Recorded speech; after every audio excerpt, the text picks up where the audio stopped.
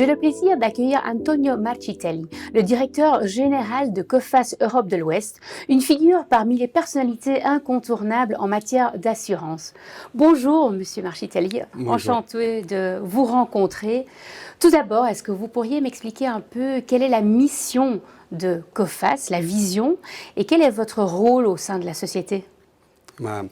Coface est un leader de l'assurance crédit, un marché qui est très international. En fait, nous accompagnons partout dans le monde nos clients dans leur développement et dans leur stratégie de croissance.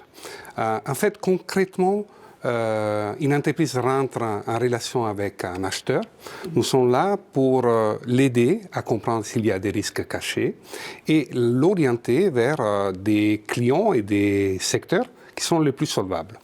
Moi, en tant que directeur général de Coface en France, Europe de l'Ouest, je pilote la région sur des stratégies de croissance et rentabilité qui s'inscrivent dans le cadre du plan stratégique Build to Lead, qui vise à renforcer notre excellence technique et déployer un modèle de qualité-service solide industriel.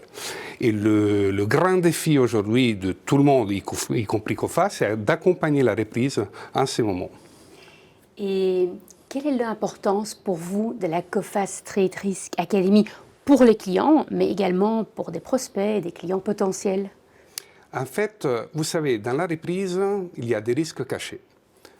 Vous avez typiquement, dans un moment de reprise, tout le monde est à l'aise, tout le monde pense que les choses vont bien. Et c'est là où des entreprises qui se pensent très solides, qui ont un carnet de commandes très développé, très important, ont des problèmes parce que reprise signifie production. Production signifie besoin de trésorerie, besoin de fonds de roulement. Et souvent, des entreprises dans certains secteurs n'arrivent pas à faire face à ces besoins. Et donc, ils déposent les bilans. Et c'est là où nous, la Coface, disons, nous avons ce savoir-faire que nous mettons à disposition à travers la Coface Trade Risk Academy pour identifier et prévenir ces risques. D'accord, donc c'est ça que vous faites dans la Coface Trade Risk Academy, c'est vraiment accompagner et partager l'expertise avec les clients. Est-ce que je comprends bien que vous voulez partager? C'est ça, mais l'ambition est encore un peu plus large. C'est-à-dire, nous avons ce savoir-faire qui vient de notre métier.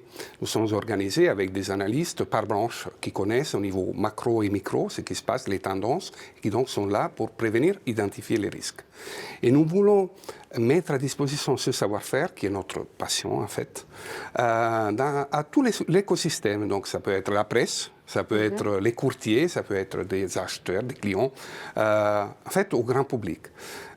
C'est là où on trouve notre raison d'être. Nous, on est là pour supporter les commerces.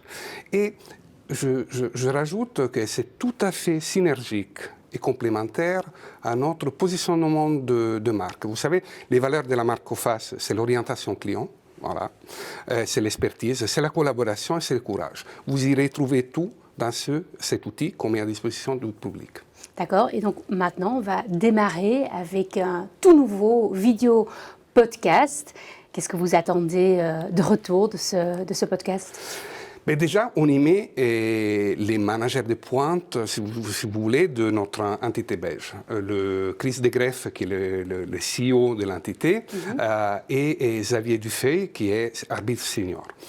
Les deux ont une grande expérience dans ce métier. Si vous pensez, Coface Belgique prend 25 000 décisions par an et couvre 17 milliards d'encours à chaque moment.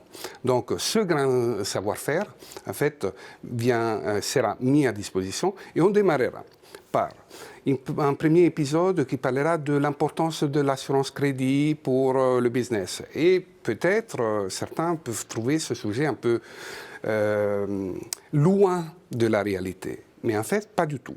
Si vous y pensez, le crédit inter-entreprise aujourd'hui est la première source de financement des entreprises.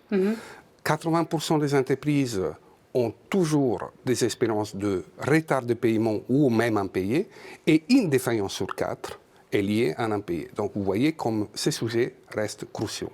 C'est ça, c'est vraiment très important d'y penser, qu'on soit une grande entreprise ou une plus petite. Pour vous, quelle serait la raison première pour que quelqu'un doit écouter ou regarder, parce que c'est podcast et vidéo podcast, les émissions? Ben, le sujet, comme je viens de dire, est crucial. Mais en plus, le format est juste génial. C'est un format qui s'insère dans notre quotidien de façon ergonomique, quelque part. Déjà, on a des expériences, les podcasts marchent très bien, même dans d'autres expériences. Mais disons que vous soyez chez vous, au boulot, en voiture, vous avez le plaisir d'écouter quelque chose d'intéressant, d'important, qui vous fait grandir et monter en compétences sans renoncer à votre quotidien. Donc moi, je pense que ce format est très prometteur. D'accord. Vous commencez en Belgique. Est-ce qu'il y a une raison particulière pour commencer en Belgique? Est-ce que vous désirez déployer aussi ce format dans d'autres pays dans le futur? Il y a deux raisons, si vous voulez. D'un côté, la Belgique a toujours été un peu un laboratoire pour les groupes. On y retrouve aujourd'hui une équipe très agile, très dynamique, très innovante, et donc cela rend l'exercice plus simple. Et il y a un aspect culturel aussi. Je ne sais pas si vous savez que ici, dans les Flandres, la Wallonie et même l'île, c'est les berceaux de l'assurance crédit. On a signé ici les premiers contrats.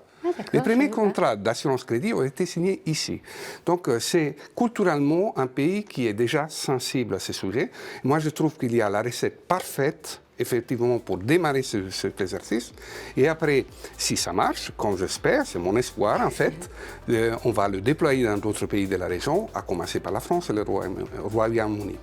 D'accord. Enfin, en tous les cas, moi, je parle plusieurs langues, donc n'hésitez pas de me contacter pour pas. les interviews. En tout cas, j'aimerais bien vous remercier. C'était super intéressant. Je suis très curieuse de voir comment ces épisodes vont se passer. Merci beaucoup et au plaisir de vous retrouver une autre fois. Merci à vous, madame.